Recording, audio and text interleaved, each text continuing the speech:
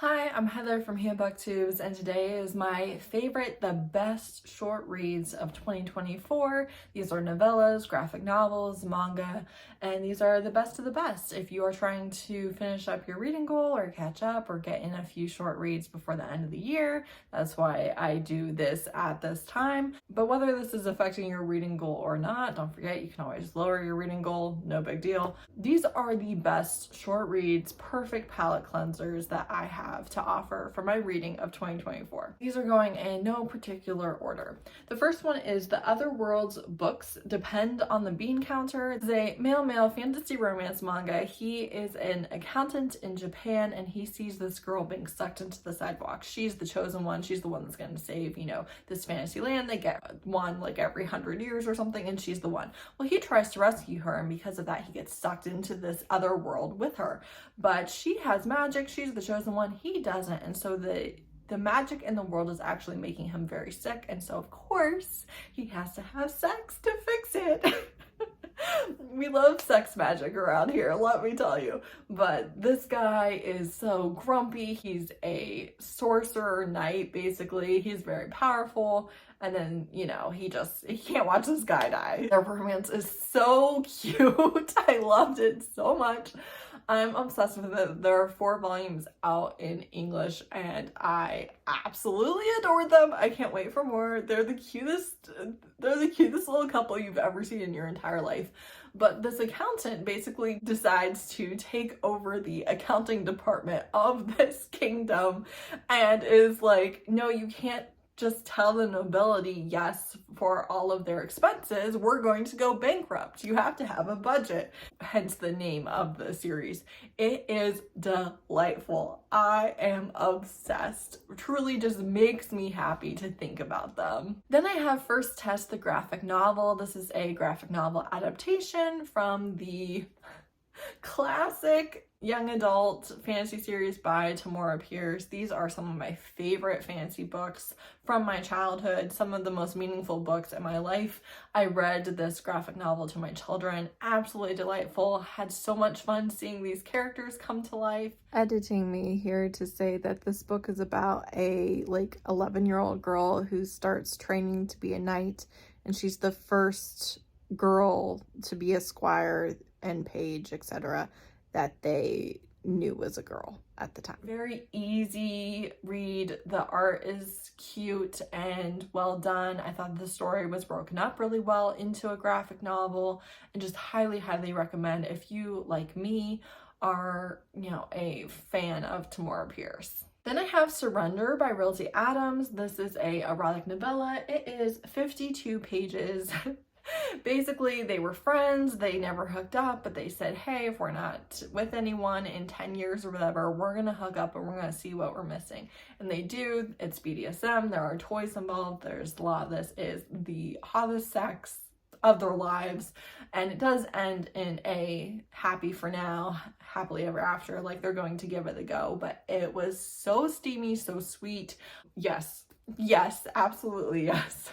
Then I had the Innkeeper Chronicles, which is Clean Sweep, the graphic novel. This is an adaptation of the Innkeeper Chronicles series by Ilona Andrews. I loved, again, same thing as First Test.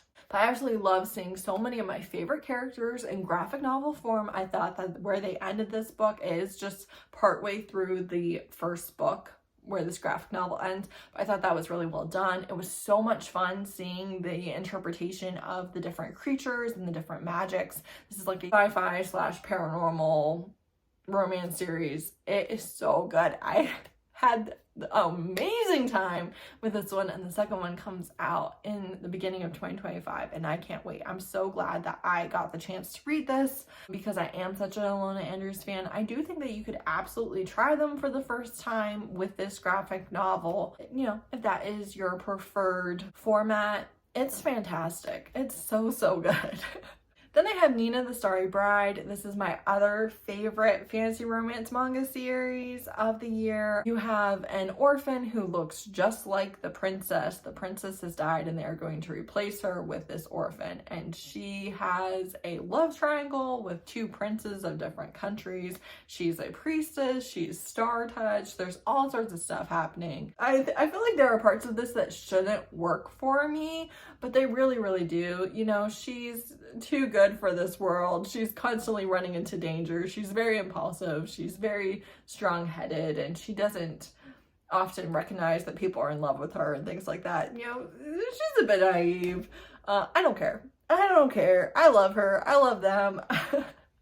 I hope it turns into a Y choose, although I don't think it's going to, but I would be happy with that. Like, I want everybody in this love triangle to win. There's a lot of politics involved because of the different countries, and you know, she's in a arranged marriage to form an alliance between the countries, and there's just all sorts of stuff, and I'm kind of obsessed with it. I'm like 9 volumes in, and it is so good. Then I have Given to the Ghoul by Desiree and Niccoli. This is 69 pages. This is a really weird monster romance. The ghoul is a little creepy. This girl goes to this small town and, you know, they welcome her, and then turns out she's that year's sacrifice for the ghouls, and then she gets, you know, tossed to them in the desert, and you know, they don't eat her. Instead, they offer to give her revenge on any and everyone that she desires, and you know, she gets this happily ever after. And yeah, it was weird, but in the absolute best way possible. Then I actually have another by this author. Follow Me to the Yew Tree by Desiree and Niccoli is 84 pages. This is a historical fantasy romance novella. You have a hero with ulcerative colitis and a woman who works for death, basically, and they're going to have a romance, and the writing in this is beautiful. It is unlike anything else that I've read this year. It's kind of flowery, kind of poetic, but it is just a stunning novella. I can't recommend it enough. And the chronic illness representation, it's not glamorized, and it's just so well done. It's really so meaningful in this. I loved the way that it was incorporated. I loved the way that it was talked about. Just truly a stunning novella. Then this is by far my longest, but I have Faded Blades by Ilona Andrews. This is 222 pages. This would be a really good place to start with Ilona Andrews if you just want a taste of their writing in a standalone-ish. Have a little bit of world building in a couple other novellas, but you can read this on its own. This is such a great setup. You have two heads of houses. They have been enemies their whole life, but these two heirs, these heads of the houses now, have never met each other because everyone keeps them separated because they're enemies, right? Their houses are enemies. And one shows up in the other one's office, and it turns out that their spouses have cheated on them with each other and have stolen valuable information from them. These two houses are in a technology race, basically, with a third house, and based on what their spouses stole, they are both going to fall so far behind, and the third house will end up getting this very lucrative deal that is enough to save any of the houses, right? So because of that, they need to work together.